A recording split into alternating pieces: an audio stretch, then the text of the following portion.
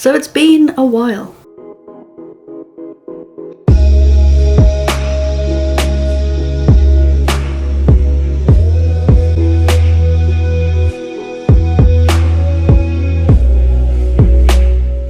Hello everybody and welcome back to Spooky Sunday, and the first Spooky Sunday that I filmed in a long time, to be honest. I have not filmed a YouTube video in a while. For starters, I'm in a whole new background. I literally live somewhere else now. I've moved back into halls for my third year because cost of living crisis right now, guys, and it's just way easier to live here. But I am in a studio, so that's a perk. Anyway, hello.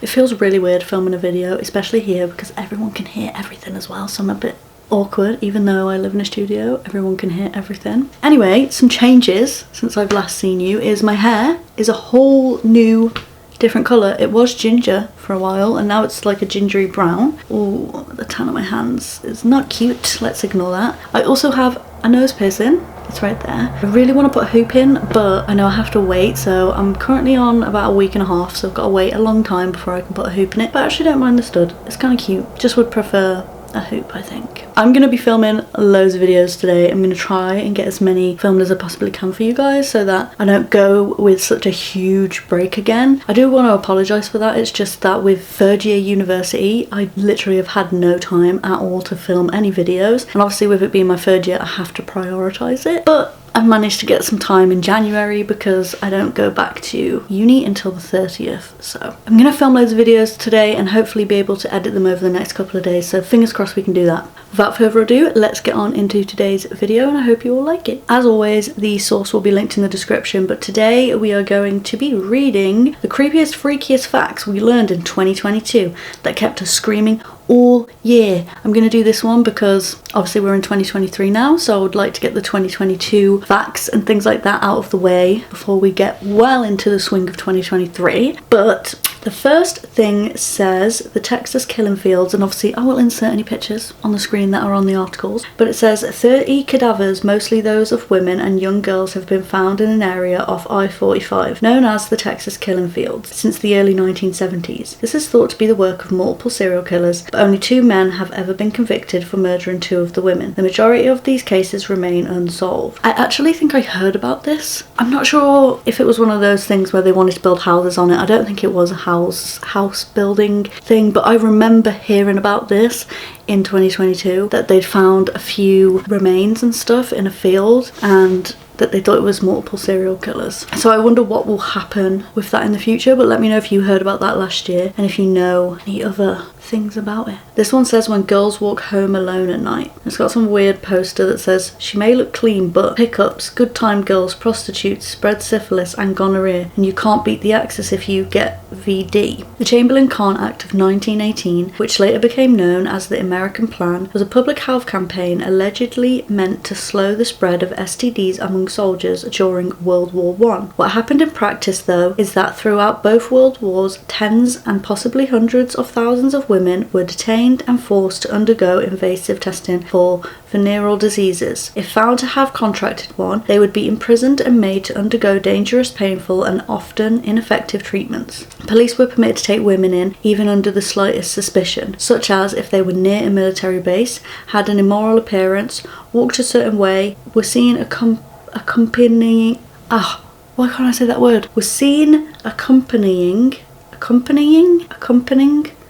a man, or were simply out walking alone. This form of mass incarceration didn't end well until the 1970s during the women's liberation movement. Okay, so I'm confused about why this has got anything to do with 2022. Obviously it's a horrible thing, but there's no other information on here to say why it's a fact in 2022. Like, did anything come out in 2022 about it? Was more information broadcasted about it? More facts come out about it? I'm really confused about what that one's got to do with 2022. The next one says surrounded by serial killers. Dozens of women lost their lives in LA in the 1980s and 90s in what police called the Southside Slayer killings. Believing this was the work of one person, the Los Angeles Police Department set up a task force to hunt the culprit. What they found instead was that the work was being done by at least 4 different active serial killers who were all stalking the same area. Even more likely existed, but due to the passage of time and destruction of evidence, investigators may never know how many people were involved, as some of those responsible may still be out there. So I'm guessing that there was a lot of murders in the 1980s and 90s, and then they found out in 2022 that it was actually multiple serial killers.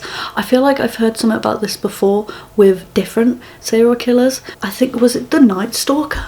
If anybody knows, comment down below, but it might have been the Night Stalker, where someone else was also murdering people at the same time, so it was really hard to pinpoint MOs, who was doing what, trying to find the culprit and stuff. So I feel like this has happened more than once, which is just terrifying. The fact that there is 4 serial killers existing at the same time, that is literally terrifying. This one says the body was there all along. In 2019, workers at an Iowa supermarket were removing a cooler when they discovered a body behind it. Little did they know that this was the cadaver of a former employee who had gone missing nearly 10 years prior. Eventually the body was identified as Larry Eli Murillo Moncada, who apparently became upset and ran out of his home on November 28, 2009. His parents told police he was acting irrationally, possibly because of medication he was taking. From there, he was likely to have gone to the supermarket, climbed atop the cooler and fell into the narrow gap between the appliance and the wall, where he became trapped. CNN reports that noise from the cooler's compressors may have concealed any attempts to call for help, and so he perished there, decomposing over the next decade, just out of reach of the employees working nearby. He was only 25 years old. I've heard about that case before as well. Some of it kind of still doesn't really make sense to me. Like, why would he climb on top of the cooler? Is there a reason? Did they find out the reason? Or did they just go, okay, no, he climbed on top of the fridge. That's it.